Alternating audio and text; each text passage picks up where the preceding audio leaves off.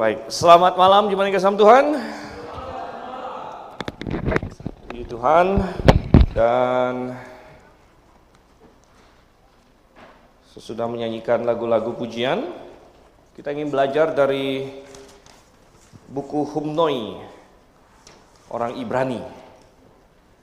Buku Humnoi Ibrani. Kita sudah menyanyi dari Humnoi modern. Sekarang kita belajar dari Humnoi kuno, Humnoi kuno, yaitu kitab Mazmur. Kita masih di dalam pembelajaran akan kitab Mazmur. Dan coba kita lihat di sini, kita sudah sampai. Hari ini saya mengajak kita untuk melihat Mazmur pasalnya yang ke-105. Mazmur pasal 105.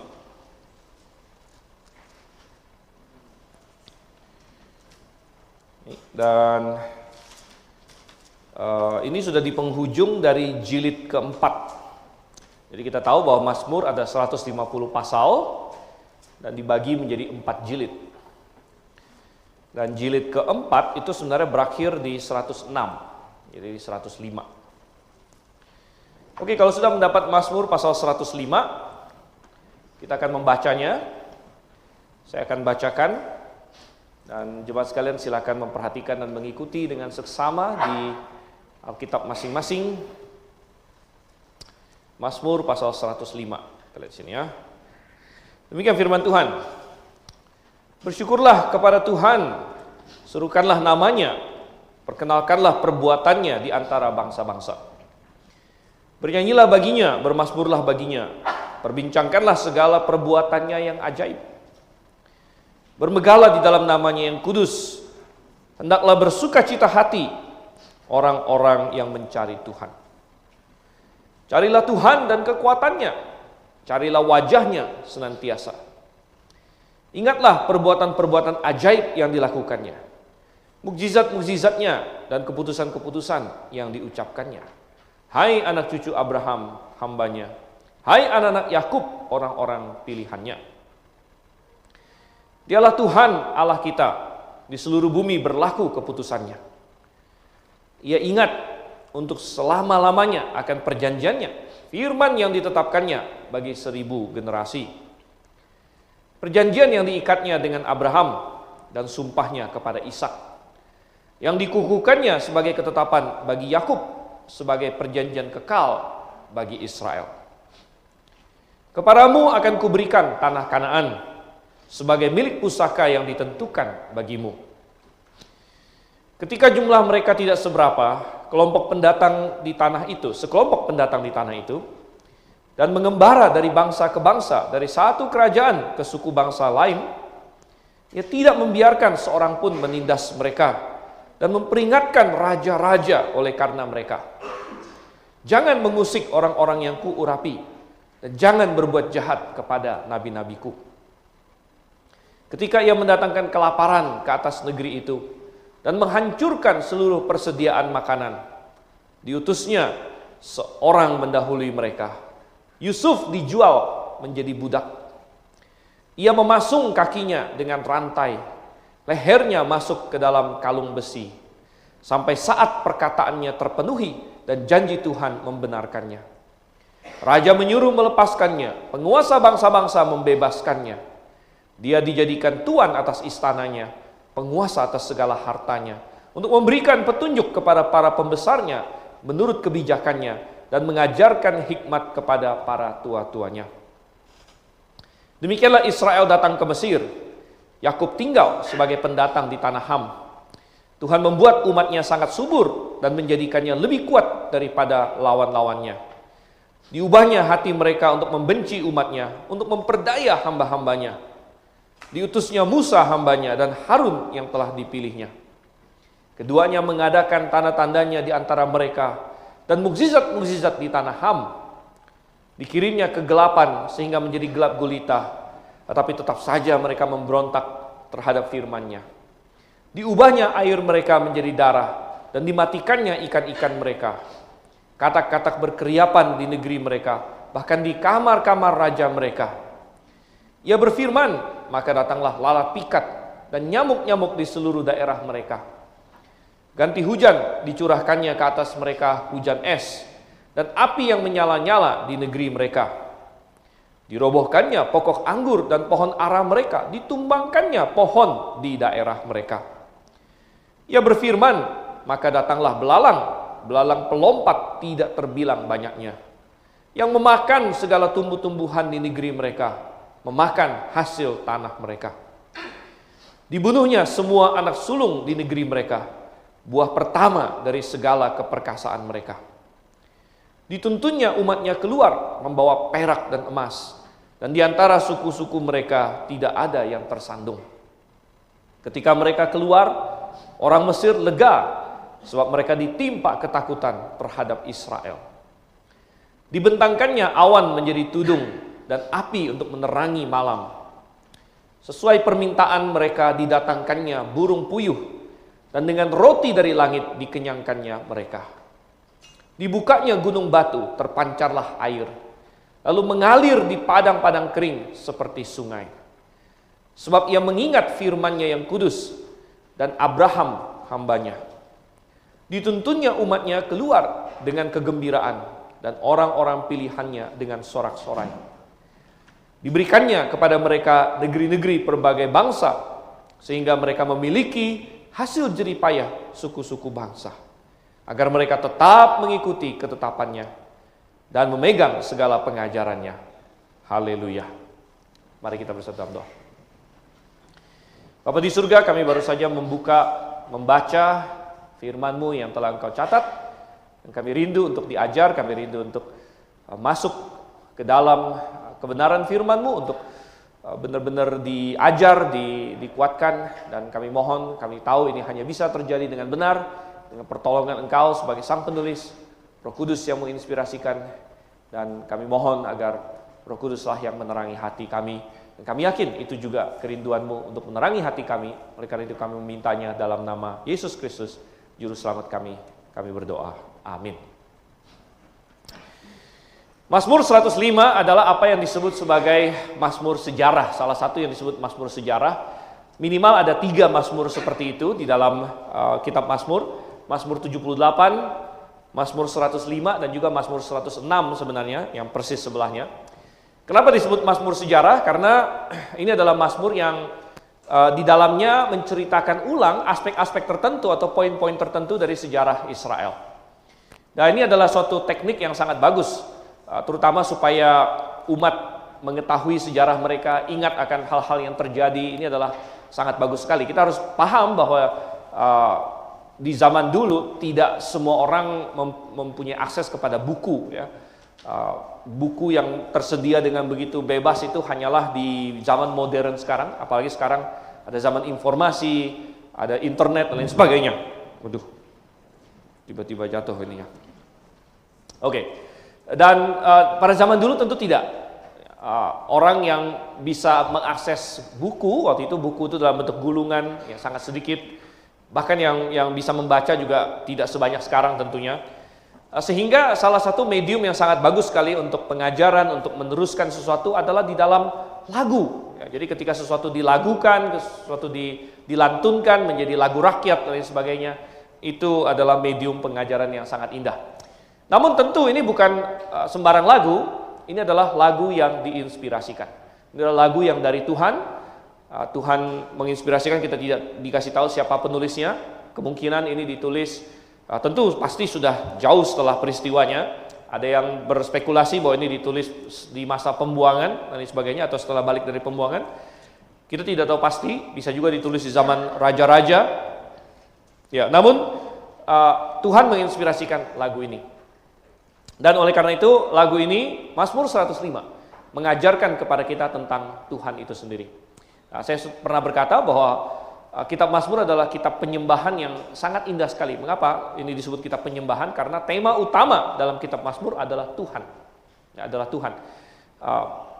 Kebanyakan Mazmur isinya adalah puji-pujian kepada Tuhan, doa kepada Tuhan, dan bahkan di Mazmur sejarah ini pun, karena Mazmur sejarah adalah Mazmur yang ada bicara soal manusia dan lain sebagainya, itu pun fokusnya ada pada Tuhan. Oleh karena itu, saya ingin mengajak kita untuk belajar tentang Tuhan, ya, belajar tentang Tuhan, belajar tentang Allah, dari sejarah Israel yang disampaikan di dalam Mazmur ini.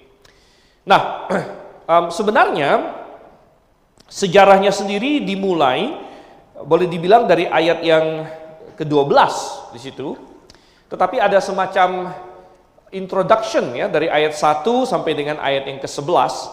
Ya, kita bisa berargumen bahwa dari ayat 8 sudah mulai sedikit bicara soal sejarah, mana ada perjanjian dengan Abraham dan lain sebagainya. Tetapi sejarahnya sendiri benar-benar baru mulai disebut dari ayat yang ke-12 sebenarnya. Dan apa yang tertulis dari ayat 1 sampai ayat 11 sebagai pendahuluan sebenarnya sangat penting sekali. Bahkan saya bisa mengidentifikasi ada empat boleh dibilang aspek yang bisa menjadi lensa kita untuk mempelajari keseluruhan sejarah dan keseluruhan dari apa yang disebut di sini. Ada 4 aspek yang akan tertuang dalam kata-kata kunci yang muncul di sini, yang akan menjadi pedoman kita untuk mempelajari tentang Tuhan, untuk menyingkapkan tentang Tuhan dari sejarah ini. Nah, aspek yang pertama, saudara kasih Tuhan, kita akan lihat, dan 4 aspek ini akan kita sebut, kemudian kita akan bongkar berbagai aspek dari pasal ini. Tapi aspek yang pertama adalah mengenai karakter Tuhan, karakter dan sifat Tuhan. Nah, ini tentu adalah sesuatu yang penting untuk kita pahami, karakter dan sifat Tuhan. Dan kata kunci untuk karakter dan sifat Tuhan adalah kata nama di sini. Kata nama muncul berkali-kali, ditekankan. Kita lihat di Mazmur 105 ayat 1 misalnya. Bersyukurlah kepada Tuhan, serukanlah namanya. Ya, situ kan.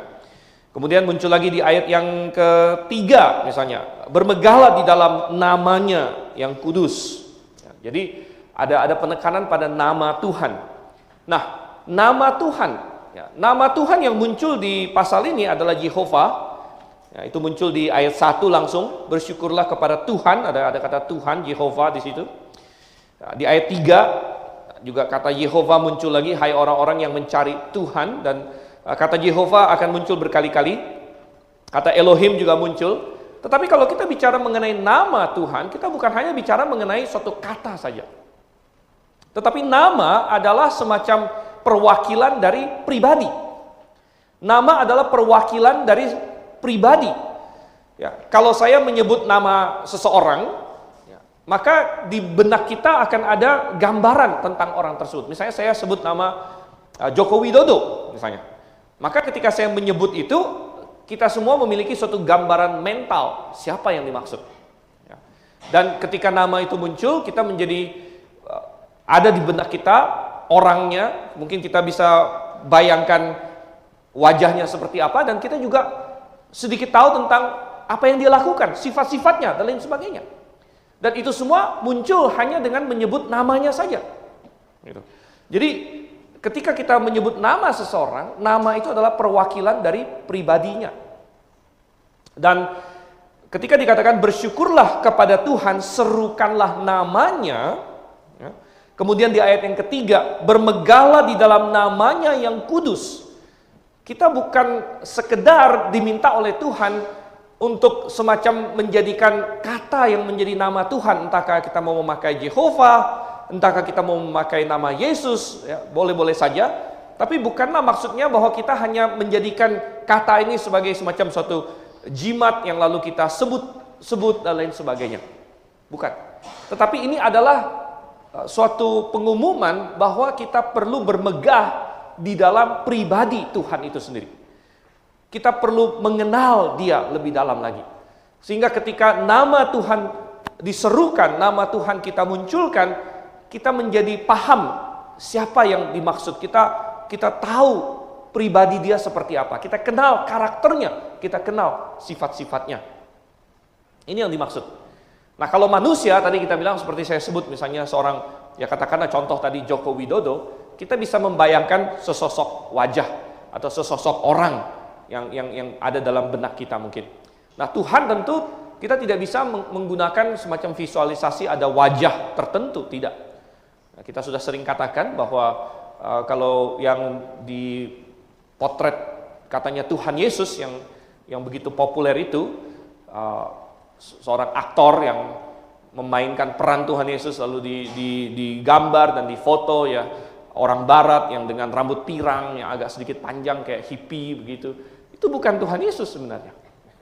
Jadi kita tidak bisa membayangkan kalau kita menyebut Tuhan lalu kita bayangkan wajah seperti itu, tidak. Tuhan tidak ingin kita membayangkan wajah tertentu, tapi yang sangat menarik adalah ada kata kunci lain yaitu kata wajah yang muncul. Coba kita lihat di ayat yang keempat di sini. Misalnya di Mazmur 105 ayat yang keempat. Dikatakan carilah Tuhan dan kekuatannya, carilah wajahnya senantiasa. Oke, kita tidak membayangkan suatu wajah tertentu dari Tuhan, tapi malah kita disuruh mencari wajahnya. Loh, Tuhan, bagaimana mencari wajah Tuhan padahal kita tidak membayangkan suatu wajah tertentu ketika kita berbicara tentang Tuhan gitu. Jadi wajah di sini juga adalah semacam perwakilan dari pribadi Tuhan. Jadi ketika kita mencari wajah Tuhan, kita mencari pribadi, kita mencari Tuhannya. Wajah adalah perwakilan dari pribadi, tapi nanti kita akan lihat juga wajah sebenarnya adalah maksudnya di sini perkenanan. Ketika kita mencari wajah seseorang, kita mencari perkenanan dia. Tapi kembali kepada tadi aspek yang pertama, di mana kita berbicara mengenai karakter dan sifat Tuhan. Ini adalah salah satu lensa dari mana kita bisa melihat Mazmur pasal 105 ini. Dan apa karakter atau sifat Tuhan yang disingkapkan dalam Mazmur ini? Oh, ada banyak saudara. Dari kata Jehovah itu sendiri, apa arti Jehovah sebenarnya? Nah, Jehovah itu sebenarnya adalah penyataan diri Tuhan. Nah, ada satu hal mengenai kenapa nama Tuhan begitu penting untuk penyingkapan dirinya. Ya, karena Tuhan adalah pribadi yang memilih namanya sendiri dan pilihannya itu sempurna. Ya. Di antara kita jarang, mungkin bahkan tidak ada di antara kita yang memilih nama kita sendiri. Ya, semua kita dikasih nama oleh orang tua. Moga-moga begitu, nggak ada yang dinamain tetangga kan? Gitu. Ada yang namain tetangga sih. Ya. Kita dikasih nama oleh orang tua kita. Jadi kita tidak pilih nama kita sendiri. Ya. Dan orang tua kasih kita nama dengan pengharapan biasanya. Saya masih ingat waktu saya tahu pertama arti nama saya, itu waktu saya di SD. Kalau nggak salah guru agama saya yang kasih tahu saya. Karena rupanya di SD itu saya sering juara bontot sudah dengan Tuhan. Ya, saya sering juara bontot, mungkin karena saya masuknya kecepatan. Gitu. Saya 2 tahun lebih cepat, 2 tahun lebih muda dari yang lain. Saya sering juara bontot. Mungkin guru anggap saya murid bermasalah, gitu. Saya juara bontot, ya. Nah, tapi ada satu ketika ada satu guru agama kasih tahu saya, Stephen, kamu tahu nggak arti nama kamu? Papa kamu kasih nama apa? Stephen itu artinya mahkota. Nah, terus kamu dikasih nama Einstein lagi, berarti papa kamu mau kamu pintar. Nah, gitu kan. Wah, saya baru shock juga ya. Wah, saya Einstein gitu ya. Ya, harus pintar ini gitu. Tetapi orang tua kasih nama sama anak, kita tidak pilih nama kita sendiri, orang tua kasih biasanya. Ya. Tapi itu juga belum tentu akurat. Ya, jadi biasanya nama itu kan suatu pengharapan. Kita kasih nama. Ya kadang-kadang ada juga yang tidak ada pengharapan apa-apa. Mungkin orang tuanya asal-asalan kasih nama, ada juga seperti itu. Mungkin ya, saya tidak tahu. Intinya nama manusia itu belum tentu akurat menggambarkan dia, karena bukan kita yang pilih nomor satu, dan juga pengetahuan manusia begitu tidak sempurna. Tetapi Tuhan adalah pribadi yang memilih sendiri namanya untuk dia singkapkan kepada manusia. Ya, Tuhan yang kasih tahu namaku ini, gitu. Dan tidak ada orang yang menentukan nama bagi Tuhan, Tuhan yang tentukan sendiri. Ini namaku, supaya kalian kenal. Ya. Sehingga nama Tuhan pastinya secara akurat dan sempurna menggambarkan dirinya. Ya. Nah, sehingga salah satu nama yang dia perkenalkan dirinya adalah Jehovah. Dan Jehovah itu artinya disingkapkan oleh Tuhan kepada Musa di dalam Keluaran pasal 3 ketika Musa bertanya, "Siapa engkau? Siapa namamu?" Ya, kalau engkau utus aku ke orang Israel dan mereka bertanya, "Siapa engkau?" Apa yang aku jawab? "Siapa engkau?" Lalu Tuhan bilang, "Ehyeh Asher Ehyeh." Akulah aku. Ya, akulah aku. Dan kalau Anda pengen tahu kenapa dari situ bisa jadi Jehovah, ikut kelas Ibrani saya. Pokoknya intinya di situ akhirnya menjadi Jehovah, gitu ya. Dan Jehovah intinya artinya adalah penekanannya di situ adalah Allah yang eksis secara absolut. Ya. Eksistensi dia absolut, eksistensi dia tidak tergantung kepada siapapun, dia eksis dari kekal sampai kekal. Akulah aku, tanya situ. Oke, itu adalah salah satu sifat Tuhan di sini. Kemudian sifat Tuhan lain lagi yang muncul di sini, coba kita lihat ayatnya yang ke-7. Misalnya sifat Tuhan lain lagi yang muncul. Ayat yang ke-7 dikatakan, dialah Tuhan, Tuhan di sini adalah Jehovah tadi, Allah kita. Di seluruh bumi berlaku keputusannya. Di seluruh bumi berlaku keputusannya. Jadi ini menekankan kemahaberdaulatan Tuhan. Jadi Tuhan adalah pribadi yang eksis secara sempurna, eksis secara absolut, itu Yehovah. Kemudian dia juga maha berdaulat. Dia maha berdaulat karena dia adalah pencipta, dia maha berdaulat karena dia maha kuasa dan lain sebagainya. Tapi dia maha berdaulat. Maha berdaulat berarti tidak ada yang terjadi tanpa izin dia. Dan dikatakan di sini, di seluruh bumi berlaku keputusannya. Ya, di seluruh bumi berlaku keputusannya. Tuhan yang menentukan apa yang berlaku di dunia ini. Dan kita dapatkan contoh-contoh itu di dalam sejarah Israel. Bahkan kalau kita melihat sejarah, kita bisa melihat kedaulatan Tuhan, di mana Tuhan intervensi, di mana Tuhan memastikan hal-hal yang dia inginkan terjadi, begitu. Misalnya di ayatnya yang ke-16, ini contoh kedaulatan Tuhan di sini. Ketika ia mendatangkan kelaparan ke atas negeri itu dan menghancurkan seluruh persediaan makanan. Kalau Anda ingat, ini mengacu kepada insiden kelaparan besar yang terjadi di daerah Kanaan. Ya, jadi melalui mimpi Yusuf, Tuhan kasih tahu bahwa akan ada 7 tahun kemakmuran, kemudian disusul dengan 7 tahun kelaparan. Dan rupanya itu adalah kedaulatan Tuhan. Tuhan kasih 7 tahun kemakmuran, Tuhan kasih 7 tahun kesuburan, tapi kemudian Tuhan kasih 7 tahun kelaparan juga. Dan ini adalah bagian dari keputusan Tuhan, bagian dari intervensi Tuhan di sini. Dan rupanya Tuhan punya tujuan. Kenapa dia melakukan itu? Kenapa Tuhan kasih kelaparan? Ada tujuannya rupanya. Ada tujuan, dia katanya apa? Menghancurkan seluruh persediaan makanan. Sehingga di ayat yang ke-17, diutusnya seorang mendahului mereka, Yusuf dijual menjadi budak. Jadi ini adalah peristiwa, bahkan Yusuf dijual sebagai budak itu sebelum kelaparan, ya, jauh-jauh sebelum kelaparan. Tapi Tuhan sudah punya suatu rencana. Tuhan punya suatu rencana, ya, bagaimana Yakub dan keluarganya harus turun ke Mesir, bagaimana Tuhan akan menolong mereka melalui kelaparan tersebut, melewati kelaparan tersebut. Dan katanya Tuhan mengutus Yusuf mendahului mereka. Wow, mengutus Yusuf. Padahal kita tahu Yusuf waktu itu dijual oleh saudara-saudaranya. Tapi rupanya itu atas izin Tuhan, itu ada di dalam kedaulatan Tuhan gitu.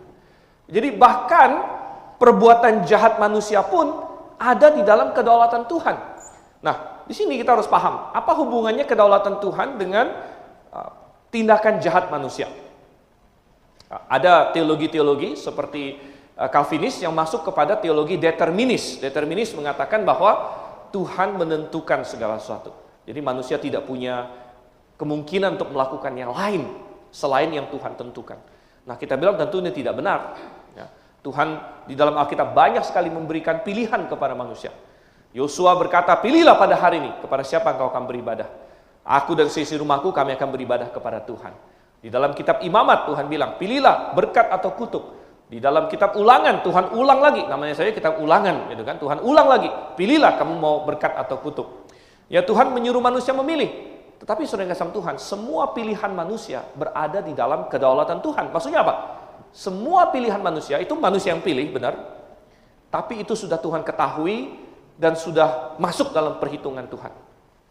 Sehingga kita tidak mungkin bisa membuat Tuhan salah hitung atau kecele, atau Tuhan menjadi bingung karena apa yang kita lakukan. Tidak. Tuhan kasih kita pilihan. Tuhan kasih kita pilihan dan pilihan-pilihan kita ada konsekuensinya. Tapi sebenarnya pilihan kita sudah ada di dalam kedaulatan Tuhan. Artinya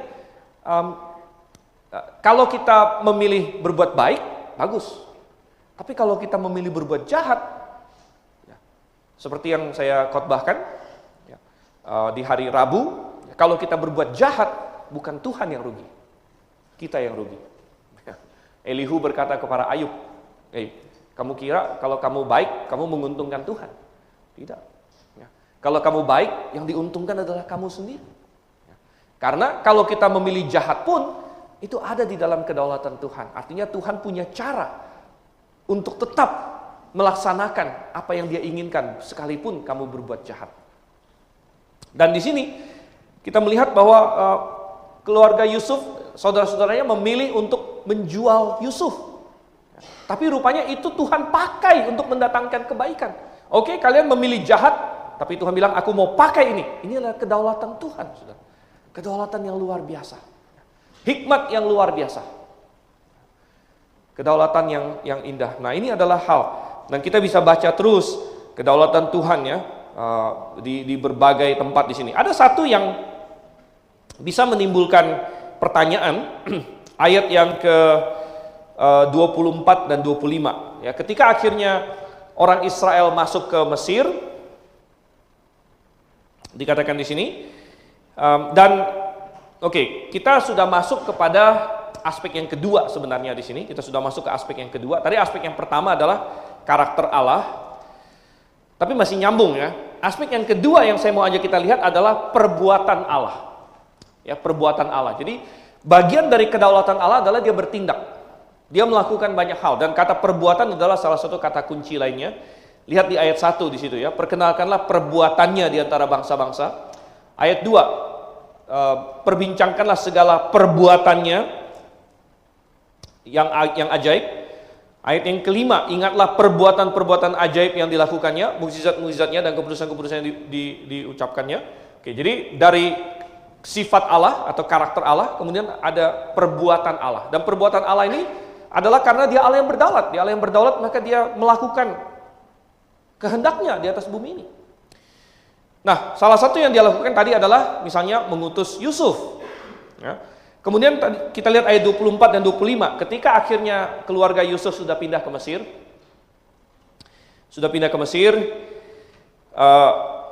Pertama Tuhan berkati mereka, ayat 24. Tuhan membuat umatnya sangat subur dan menjadikannya lebih kuat daripada lawan-lawannya. Ya. Lalu ayat 25, diubahnya hati mereka untuk membenci umatnya, untuk memperdaya hamba-hambanya. Nah, kadang-kadang kita bertanya, kok Tuhan mengubah hati orang untuk membenci gitu kan? Seolah-olah Tuhan yang setel mereka untuk membenci di sini. Sebenarnya tidak. Bukan itu. Kita harus memahami ayat ini dengan maksudnya mirip dengan seperti yang Tuhan mengutus Yusuf di situ. Tuhan mengutus Yusuf ke Mesir menggunakan kejahatan saudara-saudaranya, tapi bukan Tuhan yang menyebabkan kejahatan saudara-saudaranya. Nah, demikian juga di sini ya. Tuhan menggunakan kebencian dari orang Mesir untuk melaksanakan rencananya. Begitu. Tapi kan dikatakan, mungkin kita berkata, tapi kan dikatakan Dia mengubah hati mereka. Maksudnya begini, ya, bahwa Tuhan mengubah hati mereka bukan dengan cara pakai tombol tit, hati kamu benci dia ya. Gitu. Nah, atau kita bisa, Tuhan kalau gitu engkau bisa bikin orang benci orang ya. Tuhan, bikin yang itu cinta sama saya. Ini lebih bagus lagi, gitu kan? Tuhan, kita mendoakan ya. Mungkin yang masih single ya, di target gitu kan. Tuhan, aku mendoa supaya yang itu gitu kan, jatuh cinta pada saya. Ubah hati dia Tuhan, segala macam. Tapi saudara yang kasih Tuhan, apa yang dimaksud di sana Tuhan mengubah hati umatnya untuk membenci katanya. Membenci umatnya. Bukan Tuhan kayak pencet tombol bahwa hati mereka membenci, tapi begini, Tuhan memberkati umat Israel. Jadi jawabannya ada di ayat 24 di situ. Artinya begini, kita kadang-kadang bisa berkata kesuksesan telah membuat dia menjadi sombong. Contoh misalnya, kesuksesan membuat dia menjadi sombong. Jadi apa yang membuat dia menjadi sombong? Kesuksesan. Tapi sebenarnya apa sih? Sebenarnya kan pilihan dia. Pilihan dia bagaimana dia menghadapi kesuksesan tersebut. Begitu.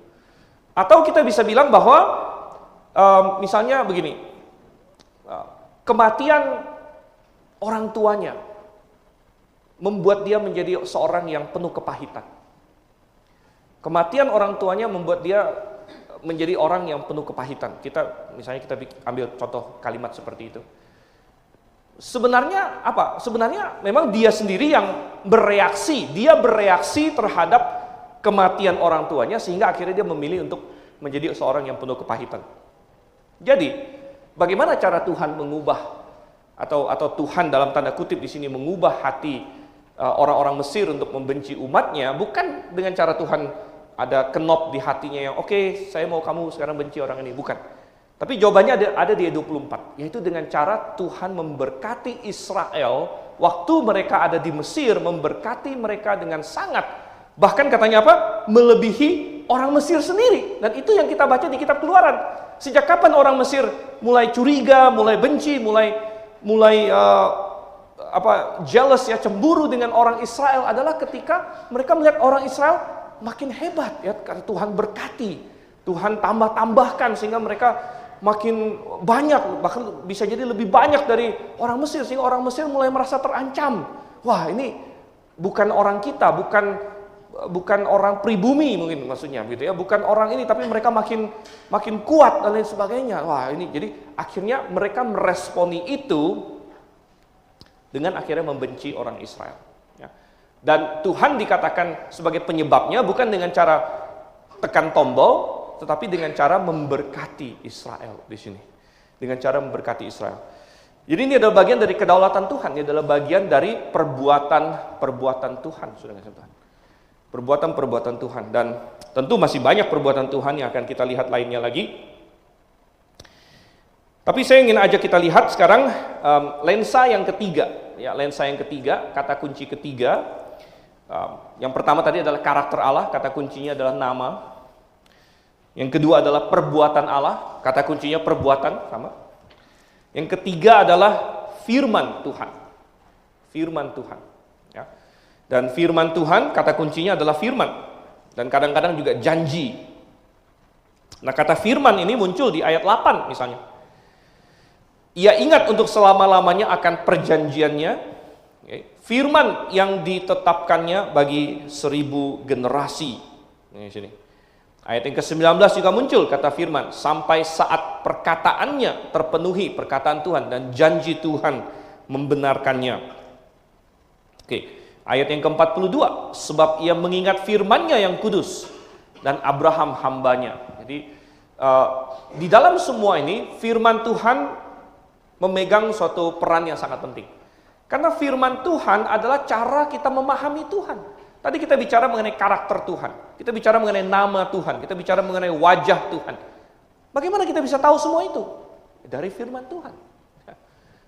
Dan kita bisa tahu semua itu hanya dari firman Tuhan. Kalau kita ingin membentuk suatu Allah berdasarkan imajinasi kita sendiri, maka kita akan tersesat.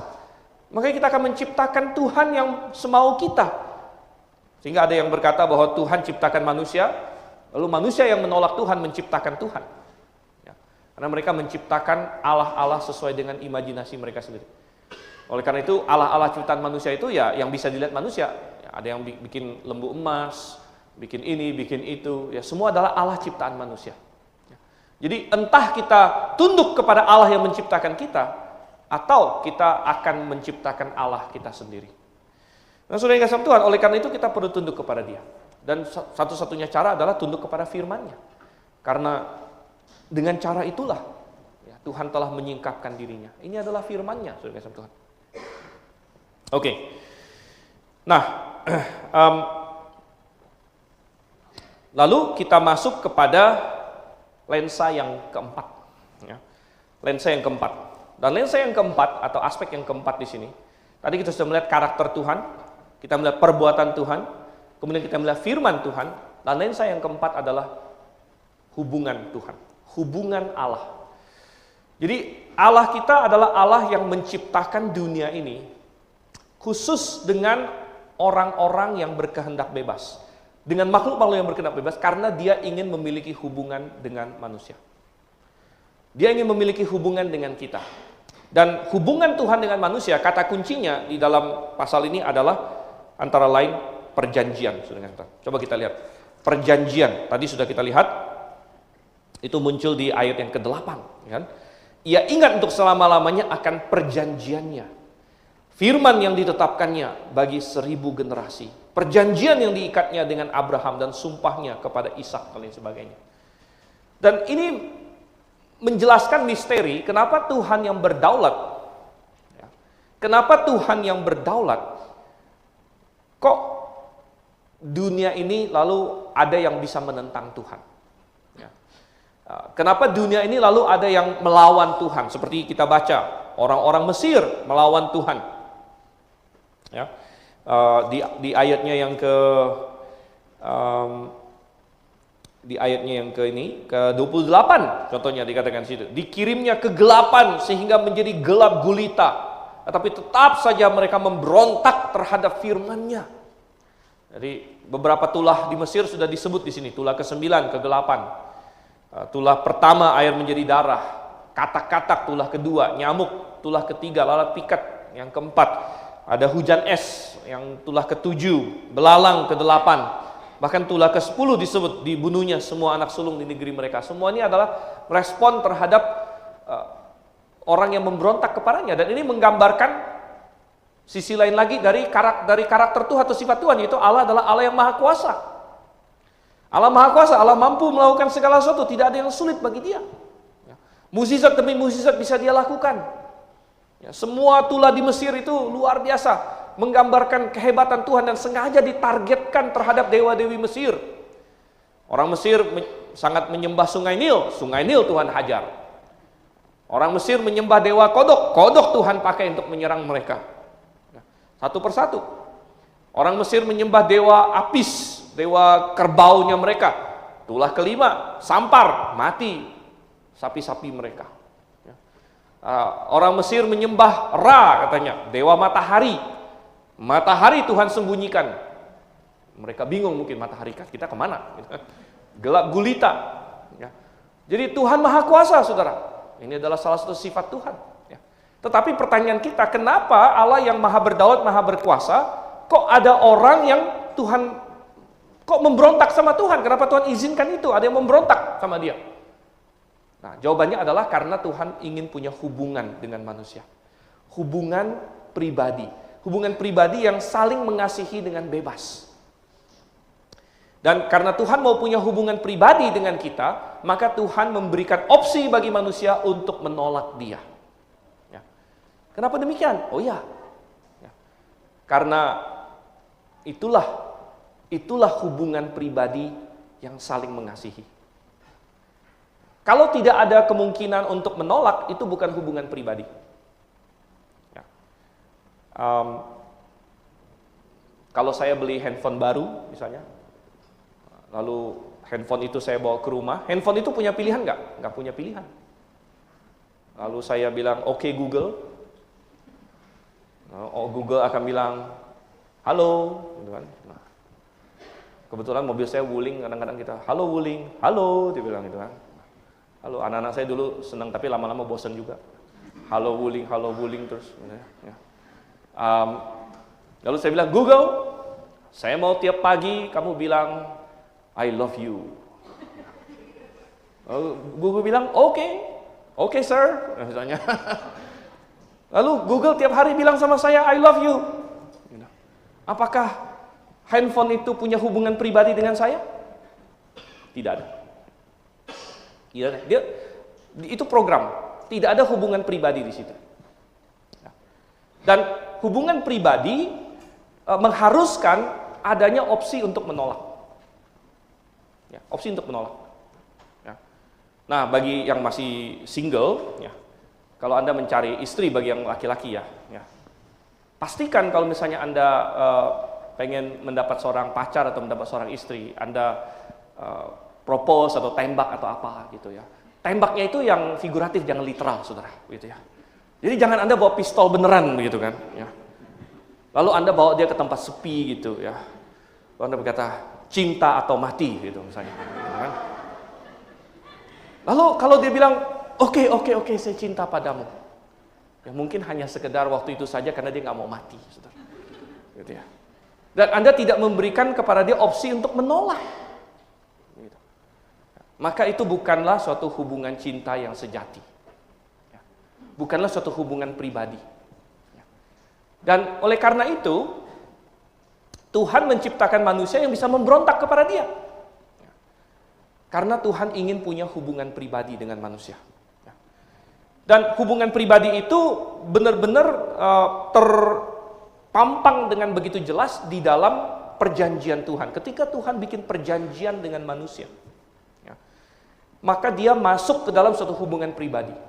Ketika Tuhan bikin perjanjian dengan Abraham, Abraham adalah akhirnya pribadi yang percaya kepada Tuhan.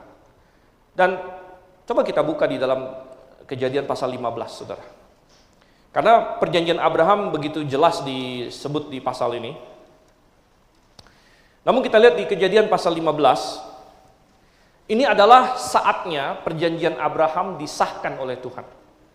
Disahkan oleh Tuhan.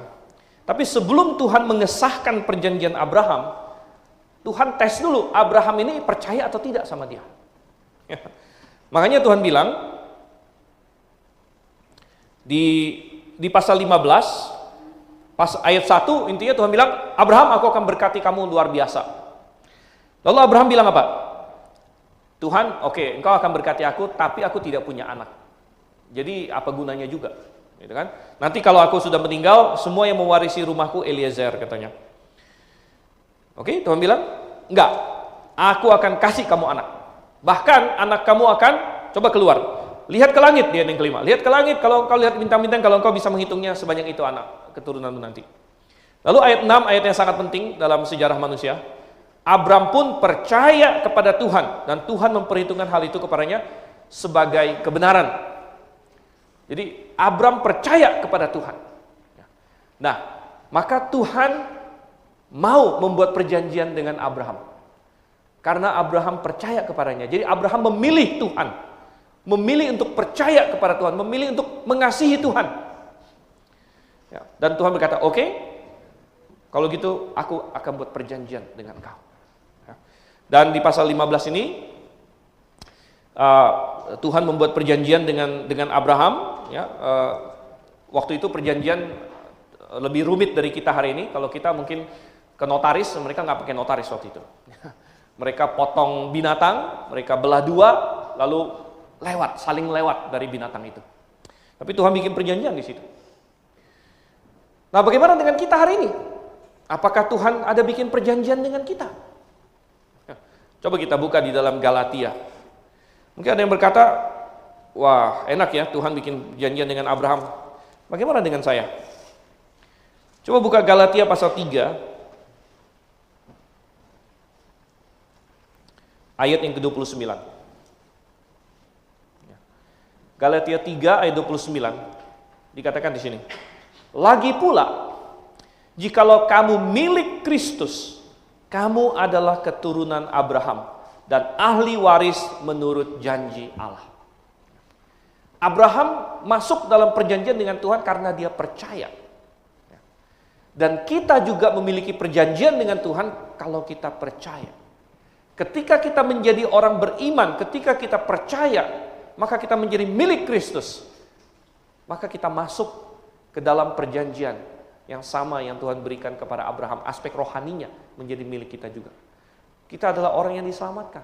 Kita adalah pewaris dari janji Tuhan kepada Abraham bahwa di dalam keturunanmu semua bangsa di bumi akan mendapat berkat. Oh, luar biasa saudara-saudara. Coba kita balik lagi ke dalam Mazmur pasal 105. Kita sudah melihat tadi ada karakter Tuhan, ada perbuatan Tuhan, ada firman Tuhan, kemudian ada hubungan Tuhan dengan manusia. Coba kita balik lagi ke karakter Tuhan. Apalagi karakter Tuhan yang muncul di dalam pasal ini. Salah satu karakter Tuhan yang begitu jelas ditekankan adalah bahwa Tuhan itu setia. Tuhan itu setia. Ini diulang-ulang bahwa Tuhan bikin janji kepada Abraham, tapi kemudian Tuhan ingat terus janjinya. Tuhan ingat janjinya, Tuhan kokohkan janjinya. Ya, Tuhan tidak ingkar janji. Tuhan adalah Allah yang setia, katanya dia adalah pribadi yang setia. Dan karena kesetiaannya itulah makanya Tuhan menyertai keturunan Abraham. Makanya Tuhan melakukan perbuatan-perbuatan yang luar biasa ini. Tuhan melimpahkan kepada mereka hal-hal yang indah. Itu adalah perbuatannya. Dan karena Tuhan setia juga, makanya firman Tuhan tidak pernah gagal. Nah, kita balik ke masalah firman sekarang. Coba kita lihat misalnya ayat yang ke-8. Ayat yang ke-8. Ia ingat untuk selama-lamanya akan perjanjiannya. Tuhan tidak pernah lupa. Tuhan tidak akan amnesia. Dia ingat terus. Firman yang ditetapkannya bagi 1000 generasi. Wow. 1000 generasi, saudara. 1000 generasi itu panjang sekali. Sejak Adam dan Hawa sampai kita hari ini, belum ada 1000 generasi. Belum ada. Bahkan dari Adam sampai ke Nuh, itu saja baru 10 generasi. Itu dari Adam ke Nuh. Sekitar 1600 tahun pertama dari sejarah bumi. Dari Nuh ke kita, belum tentu ada 100 generasi bahkan. Kalau kita anggap satu generasi itu 40 tahun, 30 tahun, 40 tahun mungkin. Ya, kira-kira 100 lah, 100 lebih sedikit mungkin. Ya, dari Nuh ke kita. Jadi Anda bisa bayangkan. Ya, sebenarnya kita masih bisa lacak.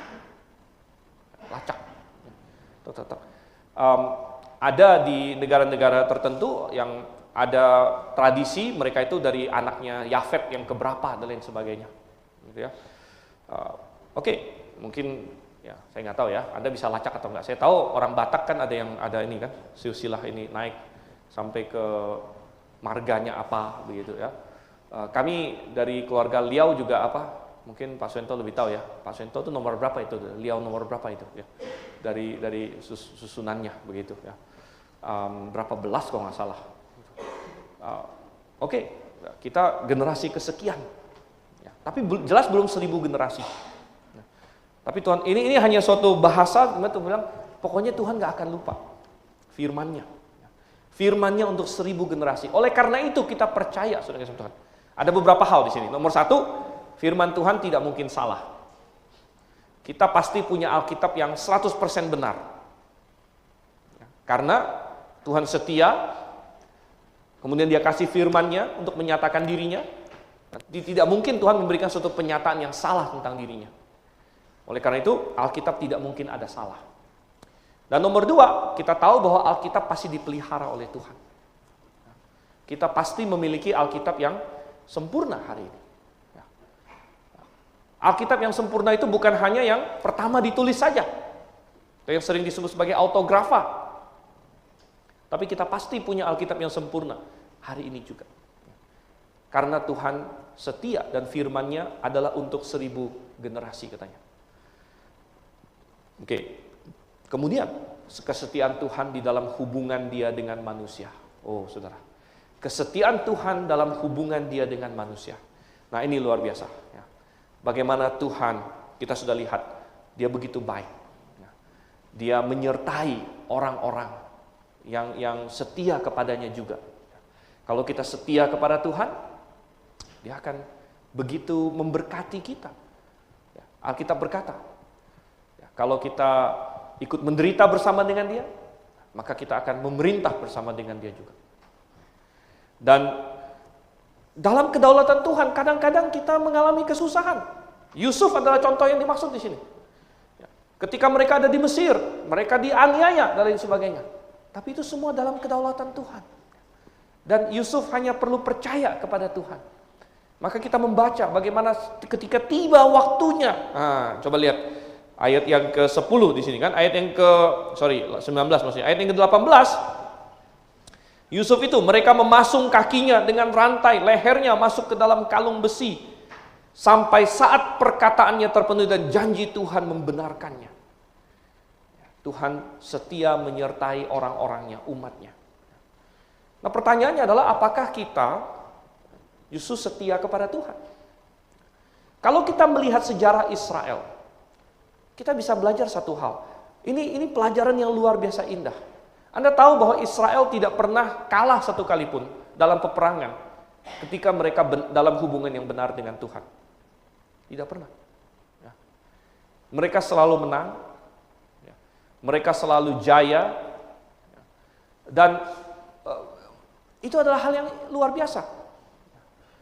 Bahkan eksistensi Israel hari ini pun adalah bukti dari kedaulatan Tuhan. Karena setelah ribuan tahun tidak eksis, tiba-tiba mereka ada lagi. Ini adalah salah satu bukti kesetiaan Tuhan kepada perjanjian Abraham. Ada film yang saya pernah tunjukkan banyak tahun yang lalu, namanya Against All Odds. Dan di dalam film itu menggambarkan bagaimana di dalam perang kemerdekaan Israel, itu ada banyak sekali mukjizat. Mukjizat demi mukjizat terjadi. Sampai-sampai, kalau misalnya di Pentagon, mereka belajar dari sejarah perang-perang itu. Mereka belajar, kenapa Napoleon kalah. Oh, ini taktiknya salah. Ya, Napoleon kalah di Waterloo misalnya. Kenapa jenderal ini kalah? Wah, mereka pelajari. Kenapa jenderal ini menang? Mereka pelajari. Tapi ada satu yang mereka tidak mau pelajari. Mereka tidak pernah mau belajar peperangan Israel. Kenapa katanya? Nggak masuk akal punya katanya. Gitu ya. Mestinya itu kalah tuh bisa jadi menang gitu. Jadi tidak boleh dijadikan panduan taktik katanya. Gitu ya. Nah, karena kalau belajarnya dari peperangan Israel itu ngaco, ini semua ngaco punya, gitu ya. Ini hasilnya di luar dugaan semua. Gitu. Jadi tidak boleh dipelajari untuk taktik perang. Ya. Kenapa? Karena Tuhan menyertai. Saudara, mungkin kita hari ini bukan bicara soal perang ya untuk individu kita. Tapi begitu banyak orang menjalani hidup ini tanpa menyadari bahwa hal paling utama dalam hidup sebenarnya adalah hubungan Anda dengan Tuhan. Itu adalah hal paling utama. Kenapa? Itu adalah tujuan eksistensi Anda. Anda diciptakan oleh Tuhan adalah untuk memiliki hubungan dengan Dia. Untuk bersekutu dengan Dia. Untuk mengenal Dia. Untuk mengasihi Dia. Untuk memuliakan Dia. Untuk mencari Dia. Untuk ayat yang ke-45 terakhir di sini. Agar mereka tetap mengikuti ketetapannya dan memegang segala pengajarannya. Haleluya. Ini adalah tujuan eksistensi kita. Bahwa kita lalu bisa menikmati Tuhan di dalam kekekalan. Wow. Dan banyak orang menjalani hidup ini, dia mencari begitu banyak hal yang lain. Dia mencari kesuksesan melalui uang, mencari kesenangan, mencari hiburan, mencari ini dan itu, yang semuanya sebenarnya kosong dan hanya bisa sebentar saja memuaskan. Tetapi ujung-ujungnya kosong semuanya. Namun sudah enggak sama Tuhan, begitu banyak orang mencari sukses dalam dunia ini. Mencari ini dan itu, tanpa sadar bahwa yang paling penting sekali lagi adalah hubungan Anda dengan Tuhan. Oleh karena itu dikatakan di ayat yang keempat tadi yang sudah kita baca, carilah Tuhan. Carilah Tuhan dan kekuatannya, carilah wajahnya senantiasa. Carilah perkenanan Tuhan. Maukah Anda melakukan itu pada hari ini? Saya sangat rindu bahwa setiap jemaat grafik, semua yang mendengar, Anda menjadi orang yang sukses sesukses-suksesnya dalam hidup ini. Dalam segala yang Anda lakukan. Dalam pekerjaan Anda, dalam bisnis Anda, dalam keluarga Anda, dalam studi Anda sukses sesukses-suksesnya. Tetapi saya tidak punya kuasa untuk memberikan itu selain mengajarkan bahwa kunci sukses dalam hidup ini semuanya ada pada hubungan Anda dengan Tuhan. Hubungan Anda dengan Tuhan. Kalau Anda dekat dengan Dia, kalau Anda terus mencari perkenanannya, kalau Anda punya hubungan, kalau Anda berbicara dengan Dia dan Dia berbicara kepada Anda melalui firman-Nya, dan Anda mengambil keputusan-keputusan setiap hari dengan berkiblat kepada Tuhan, apa yang Tuhan senangi, apa yang Tuhan inginkan. Kalau itu ada dalam benak Anda terus-menerus. Kalau hubungan dengan Tuhan adalah hal paling penting dalam hidup Anda, maka Anda pasti akan sukses. Pasti. Sukses Anda mungkin beda dengan sukses dunia, tapi Anda akan sukses yang sejati. Sukses yang sejati di mata Tuhan. Dan sejarah Israel membuktikannya. Tuhan menyertai umatnya ya, dari langkah demi langkah, kesulitan demi kesulitan. Bahkan kadang-kadang kesulitan itu Tuhan izinkan untuk suatu tujuan tertentu. Ya. Namun pada akhirnya mereka menang. Ya. Dan pada akhirnya mereka diberkati. Anda perlu apa? Tidak perlu. Tuhan pemilik segala-galanya. Perhatikan ayat yang ke-37. Banyak orang hari ini yang dipikirkan adalah uang. Uang itu hal gampang bagi Tuhan. Yang penting adalah hubungan dengan Tuhan. Bukan masalah uang. Kalau kita punya hubungan dengan Tuhan dan Tuhan tahu bahwa kita membutuhkan, 37, dituntunnya umatnya keluar membawa perak dan emas. Orang Israel jadi budak. Kok bisa keluar Mesir kaya raya? Emangnya budak digaji? Enggak ada. Gitu. Tapi Tuhan bikin orang Israel keluar dengan perak dan emas. Sampai katanya apa? Mereka lega, orang Mesir lega.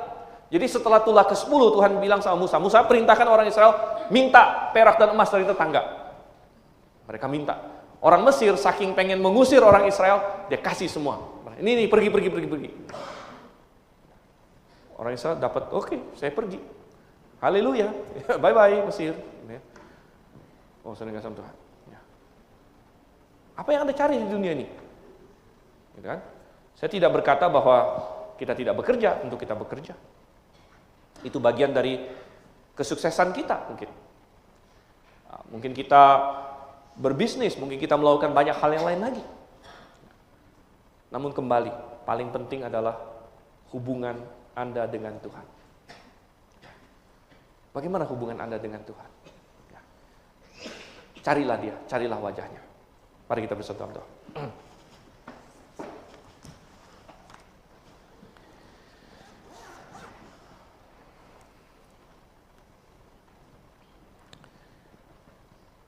Bapa di surga, Engkau adalah Allah yang maha berdaulat. Engkau adalah Allah yang maha pengasih, maha baik, maha kuasa, maha setia, dan adalah kehormatan kami. Berkat yang indah kalau Engkau membuat perjanjian dengan kami. Oh Tuhan, kami membaca tentang Abraham memiliki perjanjian, tentang Ishak memiliki perjanjian, tentang Yakub memiliki perjanjian. Tuhan, bagaimana dengan kami? Dan kami mengucap syukur bahwa dalam firman-Mu dikatakan bahwa kalau kami memiliki Kristus, maka kami pun masuk dalam perjanjian itu. Tuhan, jikalau ada di ruangan ini yang belum memiliki Kristus, bukan memiliki gereja, bukan memiliki KTP Kristen, bukan memiliki nama Kristen, tapi memiliki Kristus. Dan kalau ada di tempat yang belum memiliki Kristus, Engkau yang tegur hatinya, Engkau yang tunjukkan kepada dia keperluannya yang paling mendasar. Dan Tuhan, jikalau kami yang sudah mengenal Engkau, kadang-kadang kami yang tidak setia Tuhan, kami yang berjalan sendiri, kami yang melupakan Engkau, tapi ingatkan kami terus akan apa yang paling penting di dalam hidup ini. Ketika dunia dan kesibukan dan kenikmatan mulai menjerat kami, ingatkan kami bahwa Engkau lebih dari dunia ini. Pimpin Tuhan. Sertai umat-Mu, kami berdoa dalam nama Yesus Kristus. Amin.